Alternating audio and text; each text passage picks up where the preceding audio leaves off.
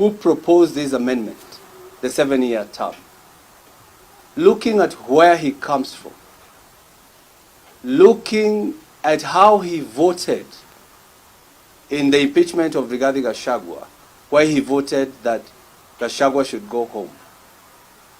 This 7-year term proposal is a grand scheme for people to retain power. And it's not just the president. All those, and especially those who kicked out the deputy president. Because they know, and they know the people that they serve are against or were against such a move.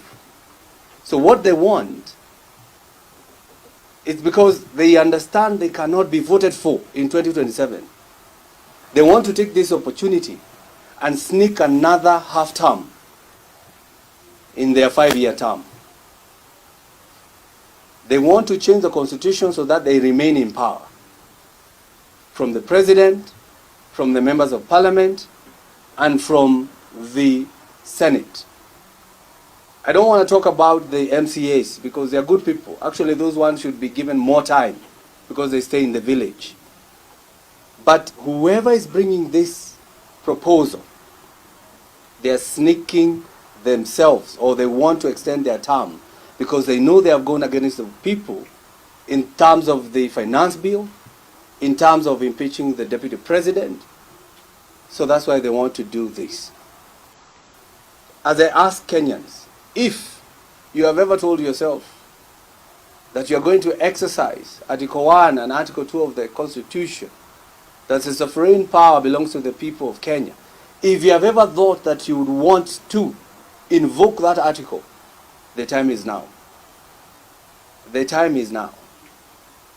You can imagine the leaders who are proposing a 7-year term. They could not tolerate one of their own for the next 2 years. That is the DP. They could not tolerate it. They kicked him out before he finishes his term. Why do they think that you should tolerate them for 7 years? Can you imagine the discontent that is there in this country, that people can go on with it for the next 7 years? So this is a time for each and every person to rise up and say no to this 7-year term and support my motion. We actually reduced from 5 to 4. I wish we can go 3. But we go to 4. That has been exercised by other democracies. So mine is to say that I'm going to oppose this. And there are several senators who are also opposing this issue of 7-year term. But we need your inducement. We have realized they act on inducement from the public. So wake up and talk to the people of Kenya and talk to the leaders, and especially senators, because it's at the Senate. We are 67. So, I mean, we can talk to 67 people. And from what happened from the impeachment of the deputy president, Kenyans had high hopes with the Senate, but they no longer hold the same view of trusting the Senate.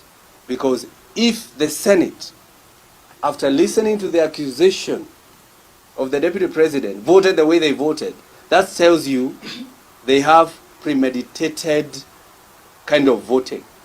And if we are quiet on the 7-year term, the same premeditated, the same invested on or in kind of voting will occur.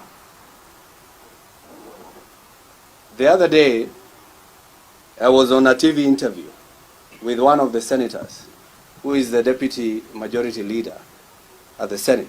The deputy majority leader, leading us, the senator of Nakuru.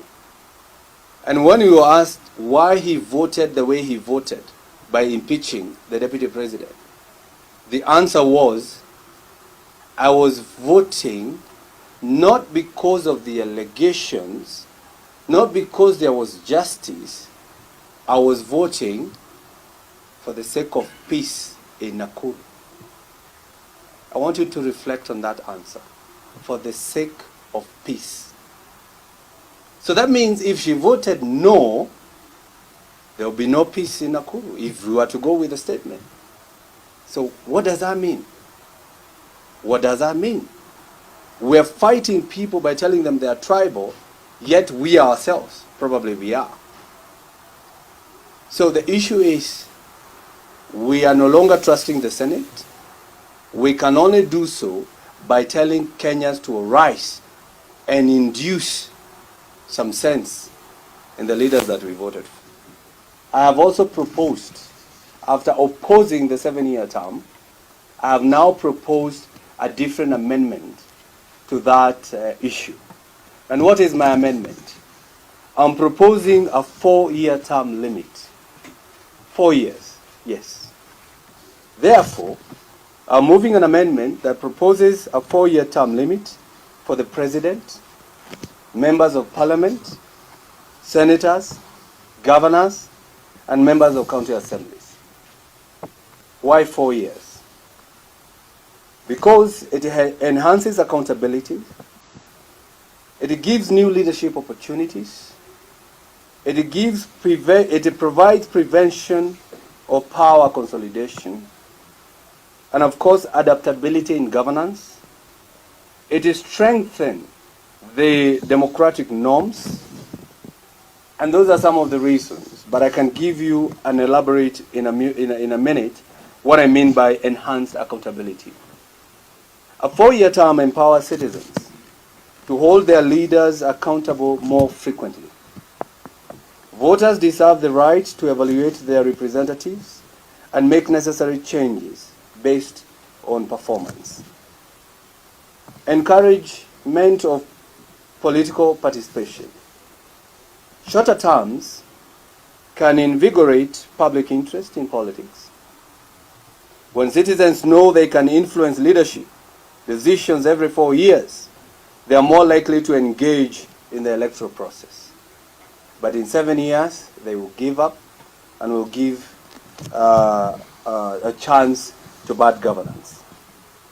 As we move forward with this amendment proposal, I urge my fellow legislators and all Kenyans to reflect on the values we hold dear. That is accountability, participation, and adaptability in governance.